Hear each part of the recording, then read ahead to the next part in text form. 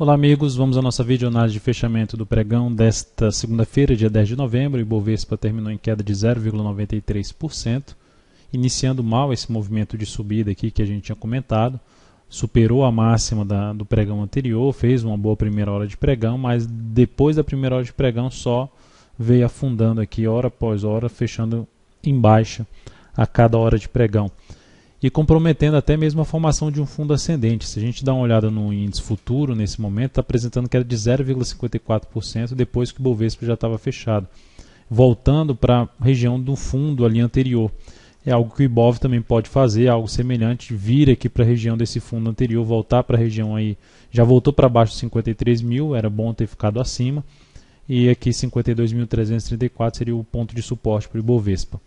Então, se afundar mais, perde um pouco mais a característica desse movimento de subida, anula completamente a característica desse movimento de subida se a gente tiver o Ibov aí a partir do próximo pregão abaixo de 52.197 pontos.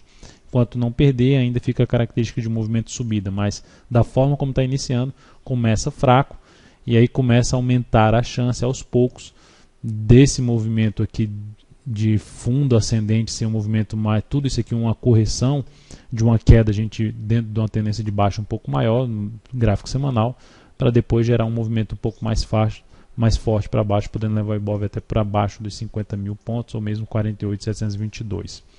PETR4, a Petro no pregão de hoje queda de 2,03%, fechando aí abaixo dos R$14.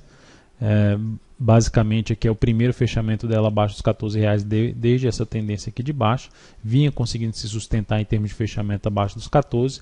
A perda da mínima de hoje começa também a trazer um indício desse movimento, primeiramente de subida, que está dentro de uma característica do movimento de subida, por mais que hoje tenha sido de queda, mostrando que o ativo está fraco para subida, um dos ativos mais fracos aí nessa movimentação para cima, não está conseguindo gerar repique de alta, até cancelei uma possível entrada nela se voltasse ali para a faixa dos 14,46, então foi cancelada essa entrada. O ativo, perdendo a mínima de hoje, aumentaria a chance de buscar ali o seu próximo suporte na faixa dos R$13,52. Vale 5 terminou o dia com queda de 2,51%, então ensaiou aqui um movimento de subida. Para quem entrou comprando, a ação já perdeu a mínima anterior. Se perder aqui, para quem entrou comprando contra a tendência, se perder essa mínima aqui, aciona o stop de uma compra contra a tendência, ou seja, voltar para baixo dos R$20,05. E isso vai sendo a maior probabilidade nesse momento. Depois, basicamente, considerando tudo isso aqui dentro de uma correção desse movimento de baixa, a ação já pode continuar esse movimento aí para baixo dos 20, levar o ativo para baixo dos R$20, alinhado com o contexto dela, com o gráfico ali semanal. Olhando agora para outros papéis, se for para buscar ativos, entrada em ativos que já estejam em tendência de alta mais clara, mais evidente, seria CROT 3, STC 3, alguns papéis que estão dessa forma. Vou citar aqui dois. A CROT 3 está em tendência de alta, de curto prazo, médio prazo, longo prazo, só que dentro desse movimento forte de subida, essa correção para mim ainda é muito pequena, então teria que aguardar mais alguns dias aí, ou uma movimentação para baixo, onde ela teria suporte aqui pela frente na faixa dos R$16,85 e mais adiante R$16,49. Mas enfim, dependendo do movimento que ela fizer para baixo ou da continuidade desse movimento um pouco mais lateral, é o que me levaria a planejar alguma compra nesse ativo, preferencialmente mais para o final dessa semana ou início da próxima semana.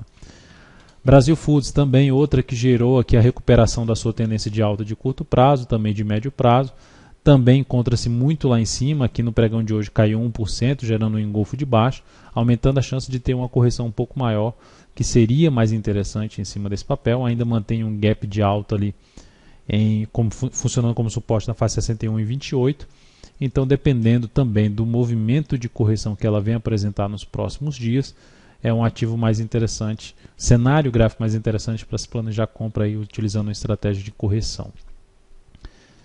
Aí fora isso, a gente teria a opção, por exemplo, nesse modelo MRV3 de fundo ascendente, do ensaio de fundo ascendente que começou fraco, superou aqui a máxima do pregão anterior, mas não conseguiu nem fechar acima desse patamar, respeitou aqui a resistência em R$8, gerou um último candle negativo, e aí a possibilidade que eu mencionei de tentar pegar esse movimento de subida nessa situação atual, que alguns ativos apresentaram algo nesse formato no pregão de hoje, supera a máxima do pregão anterior, mas já volta para baixo, que seria aqui a correção do G60, um fundo ascendente no G60. Então, se a MRV3 conseguir, na primeira hora de pregão, voltar para cima de 7,93, abriria a chance de buscar uma compra, trabalhando com stop abaixo de 7,80, tentando pegar aqui a continuidade desse movimento de subida, mas sem esperar muito desse movimento, onde tem resistência não só nos R$8, mas também na faixa aí de 8,26 nesse topo.